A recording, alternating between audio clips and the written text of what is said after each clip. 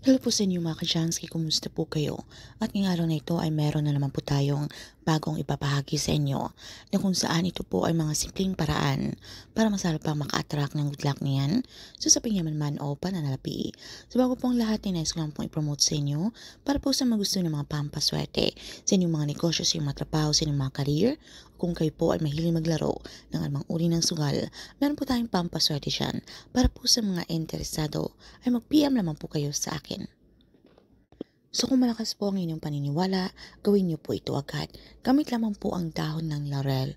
3 dahon ng laurel mga ka-Jansky. So pwede po nating isulat kung ano po yung ating gustong ihiling, okay?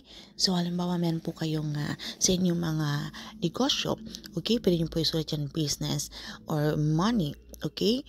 So kung gusto niyo naman po sa inyong mga career or dito po sa ating video, so isinulat ko po dito yung money, prosperity, and yung kung gusto niyo po ng yung currency, pwede niyo po ito isulat. Alam mo, kung nasa Pinas kayo, okay, peso sign, isulat niyo po yan.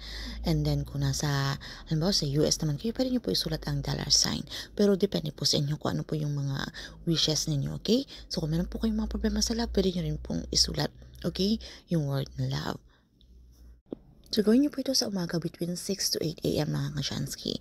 Ito po yung pinaka-perfect time na pwede po natin gawin ang ritual na ito. So, kapag naisulat niyo na po itong ating mga wishes natin sa dahon ng laurel, so hawakan niyo po ito, okay? At atin po itong bulungan, okay? Tayo po ay dasalan po natin ito para po ma-activate po ang energy. So, ito po ay ilapat po natin malapit sa ating mga bibig. And then, kung kayo po ay Katoliko, isang ama namin, isang sumasampalataya ako. Pero kung iba naman po ang inyong relihiyon, wala pong problema. Pwede niyo pong sambitin kahit po mga personal na dasal.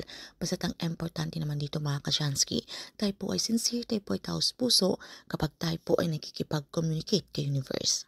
Then pagkatapos sabihin niyo po ang inyong mga kahilingan, ang inyong mga intensyon mga ka-Shansky, na kung ano po yung mga gusto niyo pong ihiling na halimbawa po hindi po nangyayari, na alam niyo na pong deserve niyo po ang bagay na yan, na tila po kaila po ng swerte. So sa pamamagitan po ng prosesong ito na atin pong iparating kay universe, na tayo po ay ready na makareceive ng blessings na yan, dahil deserve po natin yan.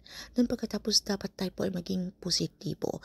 Tandaan po natin na kapag tayo po ay sinasambit po natin yung ating mga kahilingan, wag po tayong gumamit ng salitang sana. Dahil ang sana po ito po ay negatibo at hindi po tayo sure sa ating mga hinihiling o sa ating gustong mangyari. Dahil dito po ay dapat sure na sure tayo na talagang mangyayari po yung ating mga wishes o yung ating mga hiniling.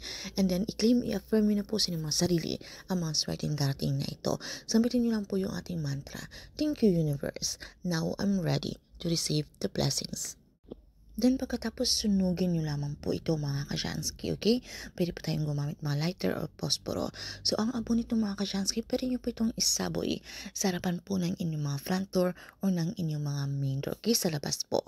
O pwede nyo po itong ilagay sa isang paso kung meron po kayong mga favorite na mga halaman. Pwede nyo po itong ilagay doon, alright?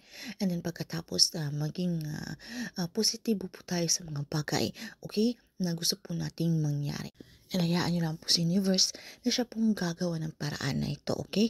Na kung kayo po ay deserve nyo po ang bagay na yan, na kayo naman po ay hindi tamad, kayo po ay nagsusumikap sa buhay. Pero bakit tila po, kaila po ng swerte, marami pong mga negative energy, marami pong mga blockages, marami pong mga hadlang na meron po tayong inaantay na hindi po nangyayari-yari, na alam nyo pong deserve nyo po iyan. Huwag po tayong maging atat, huwag po tayong laging magreklamo na bakit hindi pa po nangyayari. So kung alam nyo pong deserve nyo po yan, maging ipanatag nyo lang po ang inyong mga sarili. Maging komportable lamang po kayo. So meron po mga blessings na hindi po natin in-expect mga ka-Jansky.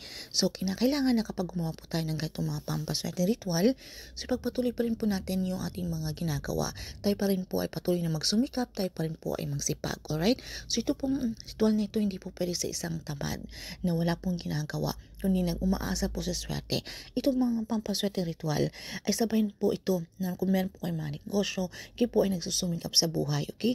Para ito po ay mangyayari na meron pong mga delayed, meron pong mga blockages, okay? Para ito po yung magiging paraan, okay, iparating to kay universe na kung ano man po yung mga good fortune na yan, okay, na marami pong kakatok sa inyong mga pintuan, marami pong mga oportunidad ang ibibigay sa inyo.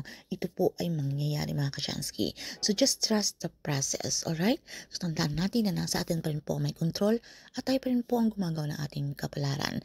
Nasa ating kamay ang tagumpay. Ika nga nila na sa Diyos ang awa, nasa tao ang gawa. So itong mga pampaswerte ito po ay isang gabayo, inspirasyon lamang para masalapang lumapit ang swerte na yan. So yun lamang po ng mga Kashansky, maraming salamat. Kung meron po kayong mga katanungan o hindi mo masyadong naintindihan sa topic na ito, ay paki-comment na lamang po sa ibaba. So maraming salamat and see you again on our next one.